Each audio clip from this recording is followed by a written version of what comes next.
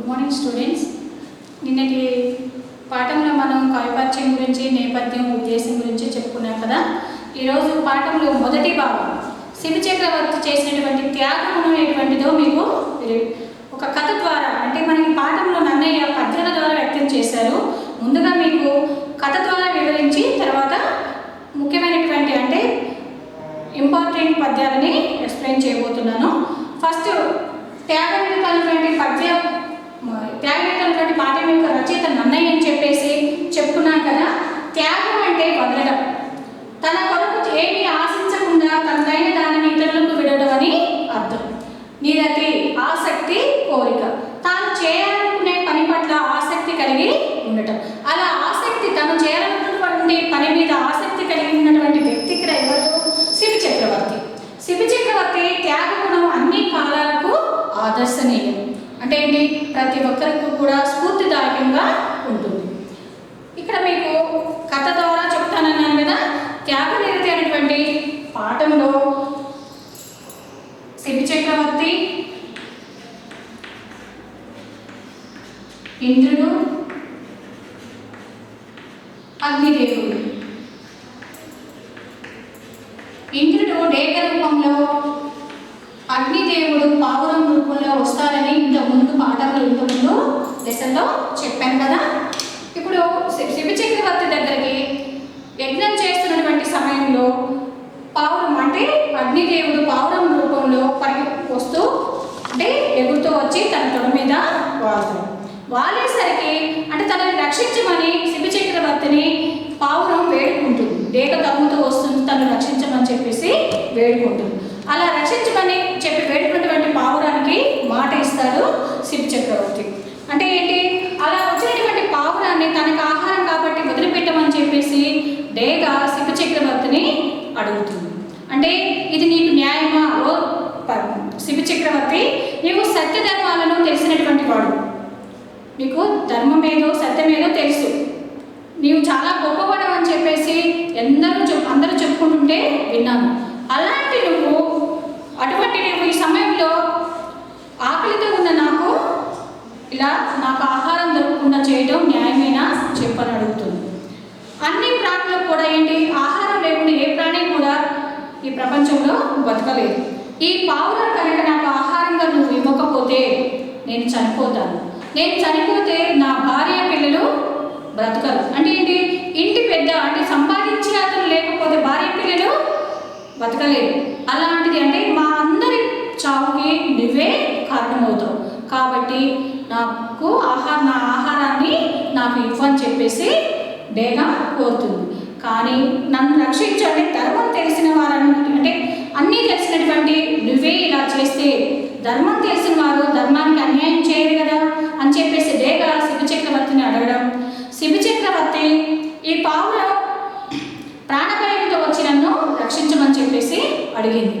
అంటే ప్రాణభయంతో వచ్చి అడిగినటువంటి ఎంతటి వాళ్ళైనా అంటే ఎంత నీచుడైనా సరే ప్రాణభయంతో వచ్చి రక్షించమని చెప్పేసి అడిగితే ఎవరు కూడా వదిలిపెట్టారు కదా. అలాగే నేను కూడా దీన్ని వదిలిపెట్టాను. ఆశ్రితులను ఎవరు? ఆశ్రితులు అంటే ఏంటి? ఆధారం లేనటువంటి వాడు. తనకి ఎటువంటి ఆధారం లేక నా దగ్గరకు వచ్చి రక్షించమని కోరింది. అందుకే తనకి మాట ఇచ్చాను, తనని కాపాడతానని చెప్పేసి చెప్పానని చెప్పి చెప్తాడు. నీవు అంటే అలా చెప్పిన తర్వాత డేగ నాకు ఆహారం లేకపోతే నేను చనిపోతానని చెప్పి చెప్తుంది.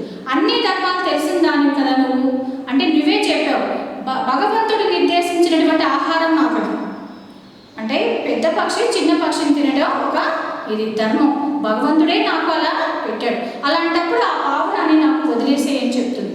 అన్ని ధర్మాలు తెలిసినటువంటి దానివి నువ్వే మాట్లాడుతున్నావు కదా. ఒకవేళ పావురం తిన్నంత మాత్రం నీ ఆకలి తీరదు. నీకు కావాలంటే నా రాజ్యంలో చాలా అడవి ఉంది, పెద్ద అడవి ఉంది. ఆ అడవిలో డేగలు, లేళ్ళు, దున్నలు అన్నీ చాలా ఉన్నాయి, పందులు, పక్షులు ఎన్నో ఉన్నాయి. నీకు ఎటువంటి ఆహారం కావాలంటే ఆహారాన్ని నువ్వు తినొచ్చు అని చెప్పేసి చెప్తాను. ఈ పావురం మీద కోపాన్ని విడిచిపెట్టు. నీకు ఎంత ఆహారం కావాలో ఆ ఆహారాన్ని అడవిలో ఉన్నటువంటి జంతువుల ద్వారా నీ ఆకలిని తీర్చుకో, అంతేకాని ఈ పావురం మీద కోపం వదిలిపెట్టి నువ్వు వెళ్ళని చెప్తాడు. దీన్ని మాత్రం విడవను అని చెప్పేసి శివ చక్రవర్తి డేగతోటి చెప్తాడు. ఓ రాజా, ఈ పావురం నాకు సహజ సిద్ధంగా కల్పించబడి ముందే భగవంతుడు నిర్దేశించబడినటువంటి ఆహారం అని చెప్పేసి. అలాంటప్పుడు ఒకవేళ దీన్ని నీవు కాపాడాలి అనుకుంటే, ఒకవేళ పావురాన్ని నువ్వు కాపాడాలి అనుకుంటే దానికి సరి సమానమైనటువంటి ఆహారాన్ని నాకు నీ శరీరంలో ఉన్నటువంటి మాంసాన్ని ఇవ్వు అని చెప్పేసి కోరుకుంటుంది. అంటే అన్నీ తెలిసినటువంటి దాన్ని అని చెప్పి అన్నావు కదా, నేను అడుగుతున్నా అంటే నాకు ఆకలి తీరాలి, ఆ పావురాన్ని వదిలిపెట్టానని అంటున్నావు. అలాంటప్పుడు దానికి సమానమైనటువంటి బరువుతో ఉన్నటువంటి నీ శరీరంలో మాంసాన్ని ఇవ్వమని చెప్పేసి అడుగుతుంది. సరేనని చెప్పేసి అట్లా అడిగిన వెంటనే శివచక్రవర్తి సంతోషంతో చెప్తాడు, నీవు నాపై దయ చూపావు, అంటే ధర్మాలు తెలిసిందానే కాబట్టి దయ చూపావు. పక్షులన్నిటిలో కూడా శ్రేష్టమైనది డేగా అని చెప్పేసి నిర్దేశించడం జరిగింది. అంటే అలాంటప్పుడు అంటే అన్ని ధర్మాలు తెలిసిందానే కాబట్టి నా ఎంతో దయ చూపావు. సరే, నీవు కోరుకున్నట్లే నేను నా శరీరంలో ఉన్నటువంటి మాంసాన్ని పోషిస్తానని చెప్పేసి శివచక్రవర్తి ఏం చేస్తాడు, ఒక చిన్న కత్తిని అందుకొని తన తొడ మాంసాన్ని కోసి, అంటే ఒక తక్కెడని ఏర్పాటు చేసి, తక్కెడ అంటే తెలుసు కదా, కూరగాయలు మనకి మార్కెట్లో కూరగాయలది తూచేటప్పుడు ఒక పక్క రాళ్ళు పెట్టి ఒక పక్క కూరగాయలు పెడుతూ ఉంటారు కదా. ఇక్కడ శివచక్రవర్తి ఆ తక్కెడలో ఒక పక్క పావురాన్ని పెట్టి మరొక పక్క తన తొడ మాంసాన్ని ఒక ముక్కని కోసి పెట్టాడు. తూగలు సమానం కాదు, సరి సమానం అన్నాడు కదా, అంది కదా డేగా. కానీ ఎన్ని ముక్కలు కోసి పెట్టినా కూడా తన శరీరంలో తొడ మాంసాన్ని పెట్టినా కూడా సమానం కాదు. చివరికి ఏమి చేయలేక ఎందుకు ఇలా జరుగుతుంది, కానీ అక్కడ ఏమని, అటు డేగాకి తన ఆకలి తీరుస్తానని మాటిచ్చాడు, అటు పావురాన్ని రక్షిస్తానని మాటిచ్చాడు. ఎవరికి కూడా అన్యాయం జరగద్దు అని అంటే తనకు తానే ముందే చెప్పుకున్నాము, శివచక్రవర్తి తన ఇతరులకు విడవడం అంటే తన శరీరం అంటే తన గురించి ఆలోచించకుండా ఇతరులను ఇది చేయడం అని చెప్పేసి. అంటే త్యాగం కూడా అన్ని కాలాలకు ఆదర్శనీయం అనుకున్నాం. అట్లా ఆదర్శం ఉండాలంటే ఏం చేస్తారు, ఇప్పుడు మనమైతే భయపడిపోతాం, కానీ శివచక్రవర్తి ఎందుకు తూగటం లేదని చెప్పేసి తన మాంసం రక్తం కారుతున్నటువంటి తన శరీరంతో వెళ్ళి తక్కెడలో కూర్చుంటాడు. అక్కడ ఉన్నది ఎవరు, మీకు కనిపిస్తుంది పావురం, కానీ ఆ రూపంలో ఉన్నది ఎవరు, అగ్నిదేవుడు. అగ్నిదేవుడు కాబట్టి చిన్న పావురం కదా, ఆయన తొడమాంసం కోస్తే ఎందుకు తూగట్టించారని మీరు అనొచ్చు. కానీ ఆ రూపంలో పావురం రూపంలో ఉంది అగ్నిదేవుడు కాబట్టి తనని పరీక్షించాలి వచ్చారు కాబట్టి ఎంత అంటే తన శరీరం అంటే తన ప్రాణాన్ని లెక్క చేయకుండా ఎప్పుడైతే తక్కెడలో వెళ్ళి కూర్చున్నాడో అప్పుడు సమానంగా తక్కెడ ఉంటుంది.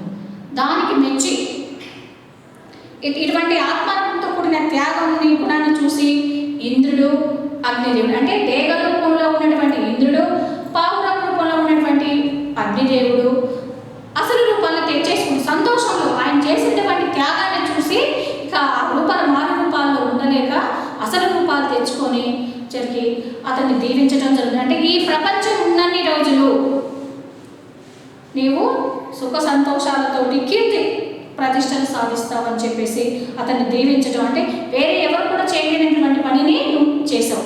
ఇది ఇతరులకు సాధ్యం కాదు, నువ్వు సాధించావు. ప్రాణాన్ని లెక్క చేయకుండా నువ్వు పావురాన్ని కాపాడటానికి నీ శరీరాన్ని అర్పించావని చెప్పేసి తనకి కీర్తిని ప్రసాదించి వాళ్ళు దీవించి వెళ్ళిపోతారు. అంటే ఇప్పటికీ కూడా తన యొక్క త్యాగం ఏంటి, పావురాన్ని కాపాడటానికి తన శరీరాన్ని అర్పించాడు. మీరైతే చేయగలరా పిల్లలు? చేయలేరు కదా. కానీ శివచక్రవర్తి వంటి కొంతమంది రాజుల యొక్క గుణగణాలని అలవర్చుకోవాలని చెప్పేసి ఈ కథ ద్వారా మీకు చెప్పడం జరుగుతుంది. ఇప్పటి వరకు కథ విన్నారు కదా. ఈ కథలో త్యాగనిరతి అనేటువంటి పాఠంలో ఏ పాత్రలు ఉన్నాయి అంటే శివచక్రవర్తి, ఇంద్రుడు, అగ్నిదేవుడు అని చెప్పుకున్నాం. అగ్నిదేవుడు, ఇంద్రుడు ఇద్దరు కూడా ఎవరిని పరీక్షించడానికి వచ్చారో ఆలోచించండి. త్యాగనిరతి పాఠ్యభాగ సారాంశాన్ని మీ సొంత మాటల్లో రాయడానికి ప్రయత్నించండి. ఈరోజు పాఠం ఇంతవరకు ముగిద్దాము.